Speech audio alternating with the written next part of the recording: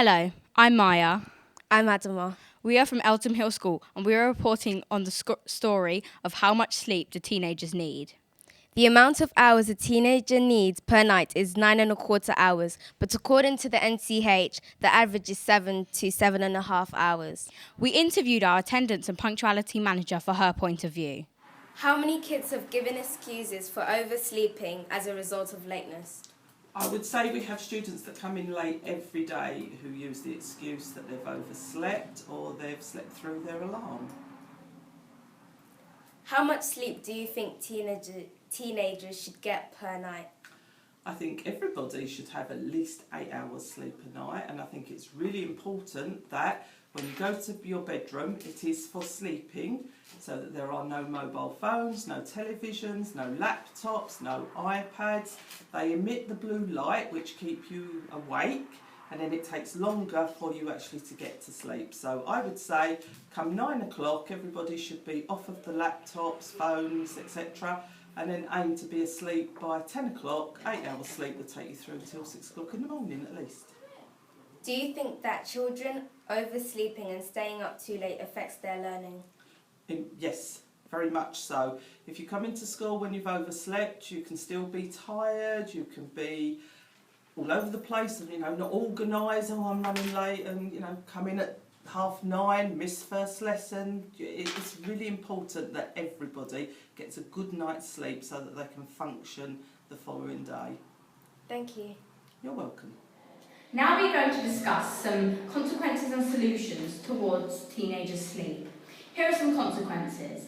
It limits your ability to learn, listen, concentrate and solve problems.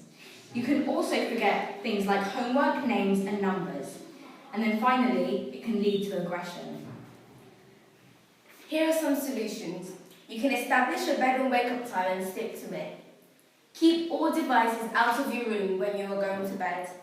And read a book before bed that you enjoy. How much sleep do you think teenagers should get per night? Per night, Yeah. I think at least 10 to 12 hours. And that's really, really important to develop your frontal lobe. If you don't sleep, your neuron synapses don't connect. And that means that you're tired at school, you don't really make connections with what you're learning. Okay. How does looking at a screen before you go to sleep affect your sleep pattern? It disturbs your sleep pattern because you're looking at a bright light. And anything bright or with lots of information keeps your brain active. So the best thing to do is to have a hot beverage and just calm down, maybe read a few pages of a book, but a bright light will keep you awake. And finally, how do you think we can reduce the amount of time on screens before children go to sleep by doing other things? Reading, for one, a book, keeping a book next to your bed. Revision notes, if you wanted to just browse through some revision notes before you went to sleep. And I would say not having the devices in the bedroom at all would be a great help. Do children being late to school because of tiredness respond badly to work and have a rude attitude? I think one of the wonderful things about girls at this school is I very rarely encounter rude attitudes. But if you haven't had enough sleep the night before, then you're probably going to be feeling a bit grouchy inside and you're not going to be at your 100% best. So I definitely think that getting the minimum of 7 or 8 hours the night before you come to school is really, really important. Now, I know there are some extreme cases where sometimes people don't get that full amount of sleep and they can function correctly. But again, lots of research, I believe, has been done to prove that you need that amount of sleep to be able to function in the sort of appropriate way at school. How much sleep do you think teenagers should get per night? I think you need at least 7 or 8 hours. So let's think about this. You come to school, and if you're in year 7 or 8, you have 5 hours of lessons, don't you?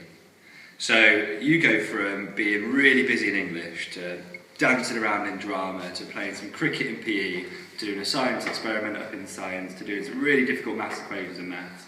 You need to make sure that your mind can successfully wind down and get yourself ready for all the exciting learning you're doing the next day. And if you're staying up all night listening to Justin Bieber tracks, or if you're too busy WhatsApping your friends, or if you're sending stupid Snapchats to your best buddy, that's not the best use of your time. You need that sleep so you can come in and really attack your learning the next day.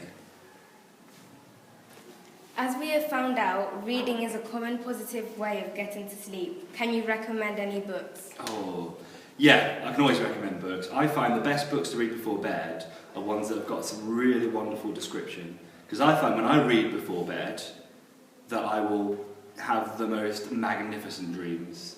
And yeah, sleeping, you might think, oh, I'm wasting 8 hours of my life. But when you're having some really exciting dreams based on reading some really descriptive, dense text, I think that's a really advantageous way to treat your passage into your night's slumber.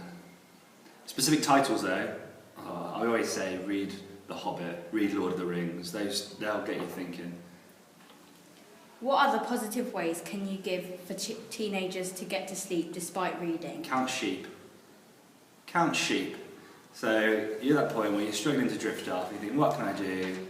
Count sheep. I often find that the sheep that I'm counting, I like to put their faces on. So I'll often imagine that Mr. Luke is a sheep, and I'll look at him jumping over endless fences. I'll imagine Miss Roberts is a sheep, jumping over endless fences. I'll imagine Mr. Harty's a sheep. He'd be the slow one in the back that's struggling with his old knees, but he'd be trying to jump over a fence. So yeah, just think about different strategies to maybe wind down your mind, reflect about the positive things on the day, but also not overthink things, because that's when people become troublesome with their sleep.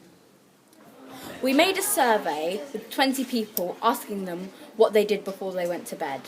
65% went on phones, 5% were other and they revised, 5% watched TV and 25% read a book. Overall, we found that 65% of teenagers are being kept awake by phones. Only 25% read a book. This needs to be increased. What do you do before you go to sleep?